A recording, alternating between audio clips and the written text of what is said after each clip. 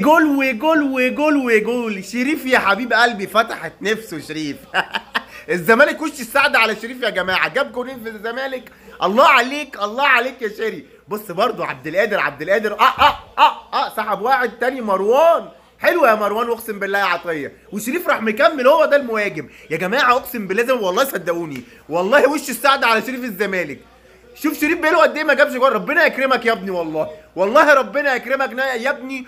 والاهلي وجمهور الاهلي كله ثقه فيك. انتوا واخدين بالكم يا جماعه؟ انا عمري انا ومهند ما طلعنا هاجمنا شريف هجوم شديد ننتقد زيه زي اي لاعب، بس كلنا واثقين انه كان هيرجع. شريف المخيف، الحمد لله على السلامه يا شري. ربنا يا رب يجعلها فتحه خير عليك يا حبيبي. حبيبي يا شريف.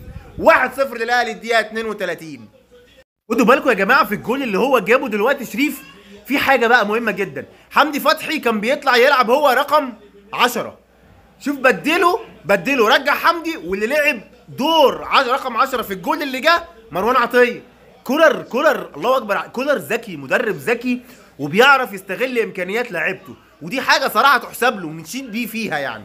عاشا كولر، عاشا حبيب قلبي. ربنا يا سلام على الفرحه، يا سلام. ربنا يكملها على خير يا رب. حكم الساحه الغندور والفار الصباحي في ماتش الاهلي واسمه مين ده، والبنك الاهلي اللي بيتلعب دلوقتي. طب يا جماعه انا دلوقتي ده الحكم ده انا كنت قايل لكم في كلاتنبرج ان هو ايه، ان طاقم اتعين الحكام دي من غير معرفه كلاتنبرج. لسه قايلها لكم في الفيديو اللي نزلته. طب دلوقتي شوفي اسهل حاجه دلوقتي اعتراض. اسهل حاجه اعتراض كره شريف دخل فيها على لاعب مدافع البنك الاهلي حسبها فاول. اسهل حاجه طق على طول سيد اعترض راح كارت اصفر. والله يا جماعه ده احنا هنشوف ايام عشان حوار كلاتنبرج ده، عشان برضو ايه مرتضى عمل الماتش اللي قبله شفت عمل ايه في الحكم ومحدش اداله حاجه. بالظبط. كان الماتش اللي قبله مش بهدله ده، كلهم كانوا معترضين على الحكم، ما طلعش حتى ورقه من جيبه. شوف هنا سيد بس اعترض طلع له كارت.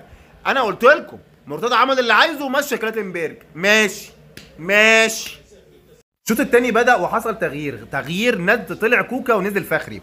ودلوقتي ايه اللي بيحصل في الملعب؟ فخري بيلعب ظهير ايمن، وخالد عبد الفتاح اللي كان بيلعب ظهير ايمن في الشوط الاول راح ظهير ايسر. يعني كولر قاعد يفاجئنا. هي غريبه شويه صح؟ يعني غريبه فخري ظهير ايمن وعبد الفتاح اللي هو اصلا ظهير ايمن بيلعب ايسر. بس ماشي. انا عارف، لسه قايل لكم في الفيديو اللي قبله ان كولر بيعرف يوظف لعيبته كويس. نشوف التغيير ده هيحصل فيه ايه، يعني نشوف التغيير ده هيبقى شكله ايه في الملعب في الشوط الثاني. ولازم يا جماعه نجيب جول تاني نخلص على الماتش، لازم ان شاء الله رب العالمين، عشان ما نقعدش قلقانين طول المباراه ونستغل تعثر الزمالك. لازم نستغل تعثر الزمالك. عبد الفتاح ظهير ايسر وفخري ظهير ايمن ده مش جايب اي نتيجه يعني.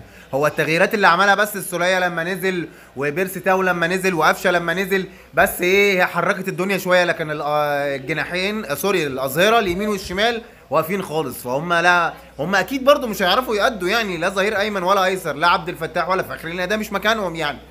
بس احنا عندنا ده يبين ندق جرس يا جماعه. مفيش عندنا بديل لمعلول، مفيش عندنا بديل لمعلول خالص. معلول لا سمح الله حصل له حاجه احنا بنقف. فرحه حلوه، الفرحه حلوه.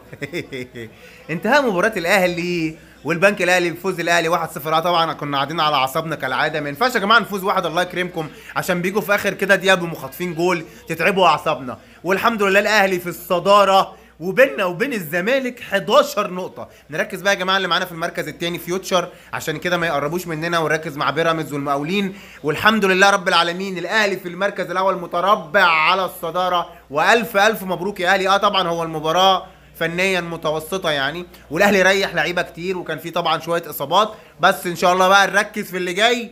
كاس العالم للانديه يا رجاله، كاس العالم للانديه والكره الحلوه. الف الف الف مبروك يا اهلاويه، وبالشفقه برضو للزمالك.